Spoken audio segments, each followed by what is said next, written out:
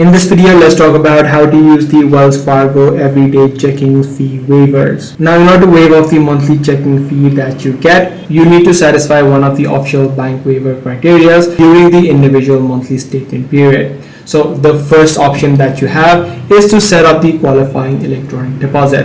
You need to receive a combined total of $500 or more in qualifying electronic deposit during a monthly statement cycle. So the things that would not include as a qualifying deposits include the pay-to-pay transfer using Zelle or even the check deposits that are made. Second thing that you could do in order to waive off the fees is to maintain a minimum balance of $1,500 or more. So you need to keep a minimum balance or a minimum daily balance of $1,500 or more in order to waive this fee as well. And lastly, you could also hold a combined relationship balance of $5,000 or more within all of your linked accounts within Wells Fargo. So that's the way on how you can do it. If this video was helpful to you, be sure to subscribe.